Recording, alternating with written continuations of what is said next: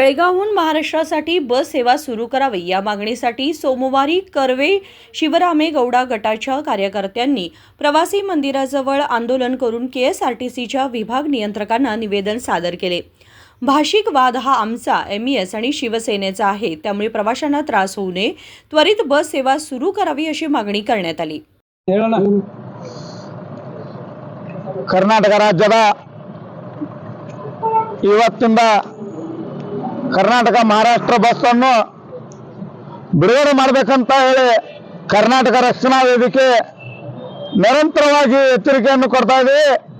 ಜನರಿಗೆ ತೊಂದರೆ ಆಗಬಾರದು ಅನ್ನುವಂತ ನಮ್ಮ ಉದ್ದೇಶ ಯಾವುದೇ ಕಾರಣಕ್ಕೂ ಜನರು ಯಾವ ರೀತಿ ಅವರಿಗೆ ತೊಂದರೆ ಕೊಟ್ಟಿದ್ದಾರೆ, ಇದು ಮಾಡಿದಂತ ಹಲ್ಲೆ ಎಂಇಎಸ್ ಗುಂಡಗಳು ಇವ್ರನ್ನ ಬಗ್ಗುವಂತ ಕೆಲಸ ಮಾಡಬೇಕಂತ ನಾವು ಸಾಕಷ್ಟು ಬಾರಿ ಹೋರಾಟವನ್ನು ನಡೆಸ್ತಿದ್ದೇವೆ। ಪುಣೆಯಿಂದ ಬೆಳಗಾವಿ ಬರುವಂತ ಬಸ್ ಮೇಲೆ ಮತ್ತು ದಾಳಿಯನ್ನು ಮಾಡಿ ಆ ಬಸ್ ಅನ್ನು ಕೆಡಿಸುವಂತ ಕೆಲಸ ಮಾಡಿದ್ದಾರೆ। ಸರ್ಕಾರದ ಬಸ್ 1 ಕೋಟಿ ರೂಪಾಯಿದಂತ ಅಂಬಾರಿ ಬಸ್ ಮೇಲೆ ಪೂರಾ ಹಾಳು ಮಾಡಿ ಕಳಿಸಿದ್ದಾರೆ। ನಾವು ಮಾಡೋಕೆ ಬಹಳ ತಪ್ಪುದಿಲ್ಲ, ಜನರಿಗೆ ತೊಂದರೆ ಆಗಬಾರ್ದು ಅನ್ನೋಂತ ಆ ಕಾರಣಕ್ಕೆ ನಾವು ಮಾಡ್ತಾ ಇದ್ದೀವಿ। ನೀವು ಯಾವುದೂ ಜನರಿಗೆ ತೊಂದರೆ ಕೊಡಬಾರ್ದು, ನಿಮ್ಮ ತಾಕತ್ತಿದ್ರೆ ನಮ್ಮ ಜೊತೆ ಬನ್ನಿ, ನಮ್ಮ ಜೊತೆ ಒಳಗಡೆ ಹೋರಾಟ ಬನ್ನಿ, ಬೇಕಾದ್ರೆ ನಾವು ನಿಂದಿರ್ತೇವೆ ನಿಮ್ಮ ಜೊತೆಗೆ। ನೀವು ಈ ರೀತಿ ದಬ್ಬಾಳಿಕೆ ಮಾಡುದು ಆಟ ಆಡುವಂತ ಕೆಲಸ ನೀವು ಮಾಡ್ತಾ ಇದ್ದೀರಲ್ಲ, ಇವನ್ನೆಲ್ಲ ನಿಮ್ಮೆಲ್ಲ ಮುಚ್ಚಿಟ್ಕೊಳ್ಳಿ।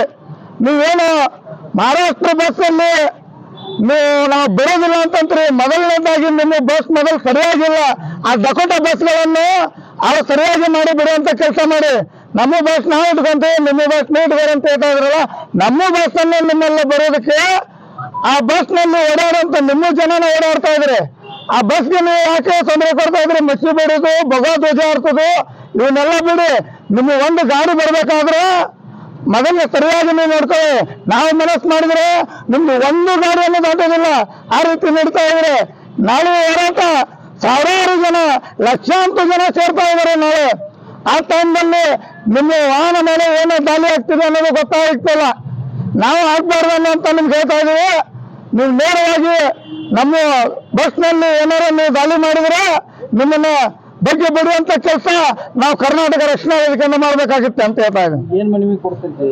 ಈಗ ಬಸ್ ಸ್ಟ್ಯಾಂಡ್ ಅಲ್ಲಿ ಹೋಗಿ ಬಸ್ ಡಿಪೋ ಡಿಸಿಆರ್ನ ಕರೆಸ್ಕೊಂಡು ನಾವು ಬಸ್ ಅನ್ನು ಚಾಲು ಮಾಡಿ ಅಂತ ಹೇಳ್ಕೊಂಡು ಅವ್ರಿಗೆ ವಾರ್ನಿಂಗ್ ಮಾಡ್ತಾ ಇದೀವಿ।